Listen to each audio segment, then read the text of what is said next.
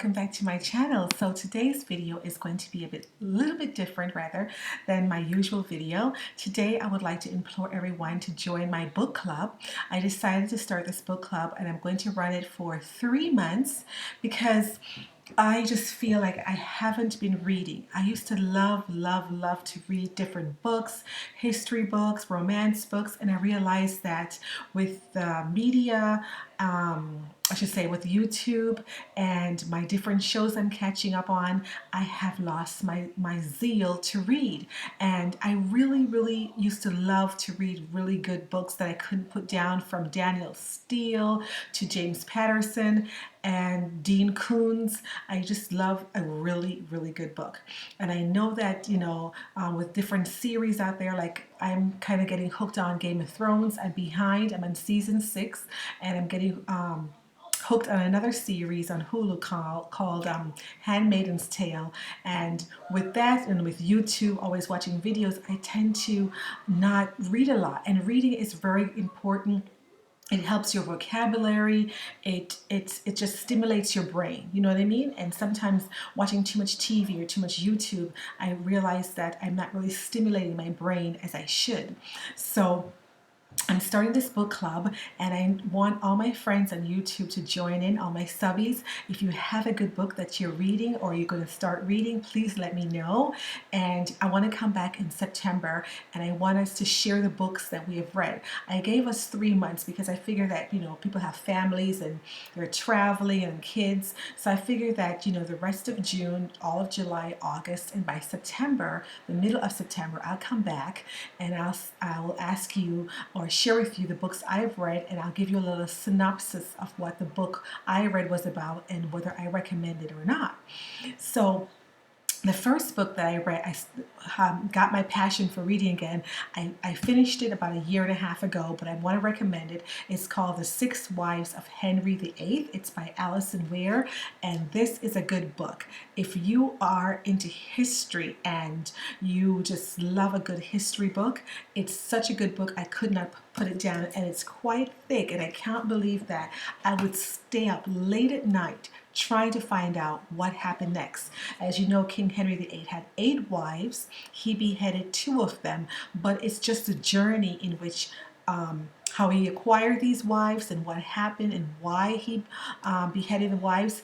I don't want to give too much of it away, but that part is no big deal because most people know that he had 8 wives and he beheaded 2 of them. But this is a very good book. I couldn't put it down. Even when my husband was going to sleep at night, I remember him saying to me, what's going to happen next? What's going to happen next? Like, because it's such a good book. And if you watch the series, The Tudors, it's off of this book, The Tudors. That's also a very good series. But this is a very good book, and it's called The 6 Wives of Henry VIII. So because I love this book so much, this is a spin-off book from that, but this is about Cromwell, which was one of his, I don't know if you want to call it assistant or assistant to the king, to King Henry VIII. I started reading this. I did not get very far, but it's about Cromwell and how he dies, and Cromwell helps him, makes the opposition, I guess, to certain I can't read without my glasses.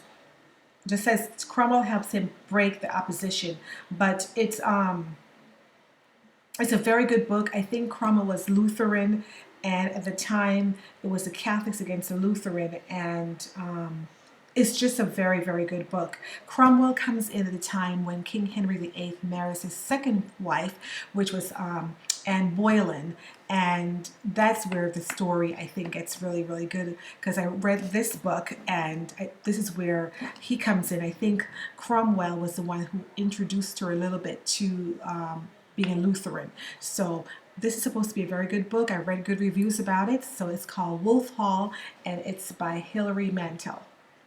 Okay, keeping with that history theme, when Prince Harry married Meghan Markle, this book came out. It's Charlotte Sophia, and it is the first, how can I say, mixed princess, that they call it the Lost Princess, because she was a princess in the royal family from the 1700s, Charlotte Sophia, and she's mixed with African and Portuguese. And she was the wife of King, I want to say King George III, if I'm not mistaken, King George III.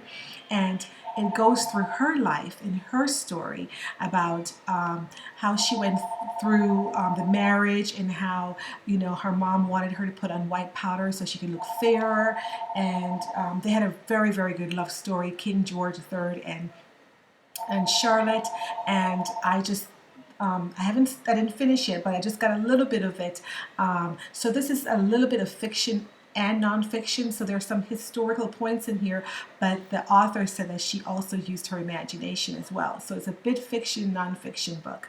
But there was a person rather, Charlotte Sophia, that was in the royal family in the 1700s, and she was married to King George III. Okay, so those are it for my historical books. And then the next book I am going to start reading is this one called The Woman in the Window. This book is supposed to be very reminiscent to the movie The Girl on the Train.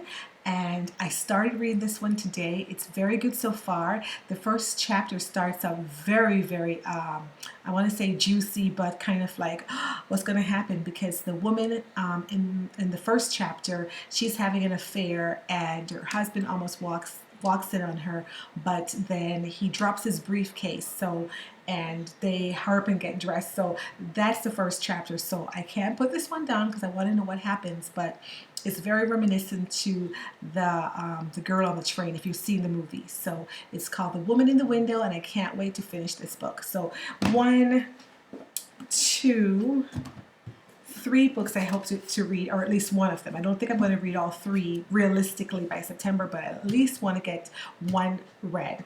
And of course, this one I already read.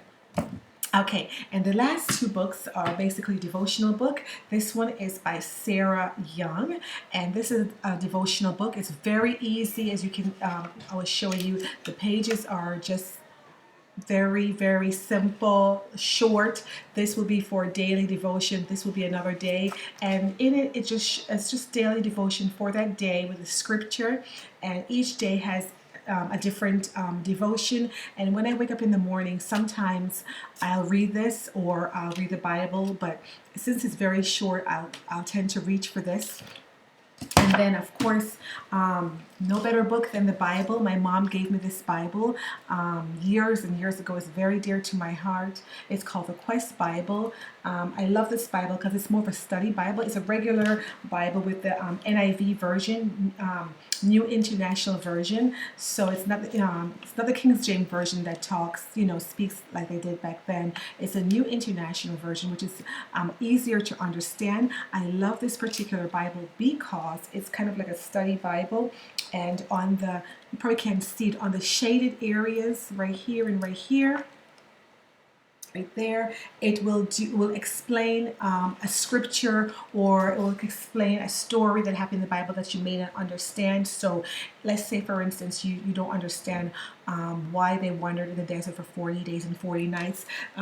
It will explain here the culture at the time, the reasons why they did certain things, the reasons why maybe they did sacrifices or burnt offerings, or why women were unclean at certain times. It will explain all that about the culture and what was going on in that period, so you're able to understand the Bible, or that chapter or that paragraph, a little bit better, that passage. So I like this Bible. It's called the Quest Bible. This is a cover for it. It's a great study Bible that will help you understand things, because the Bible is very complex and you may not understand why they did certain things or why the Lord said kill everybody, but it will explain why at that time he did that, or what was going on through that period of time. So I love this Bible. It's my favorite Bible, my favorite book. The most copies ever sold is the Bible, and it continues to be the #1 bestseller. And I love this book because it's so dear to my heart. Whenever I look at it, I always think of my mom. So I implore you once again to get reading and let me know what books you're going to start reading, and we'll come back in September, and I would like to hear a synopsis of your book on your channel. And if you're a subby, I would like to hear what books you recommend. So thank you for joining me today, and let's get reading. Love you all. Bye-bye.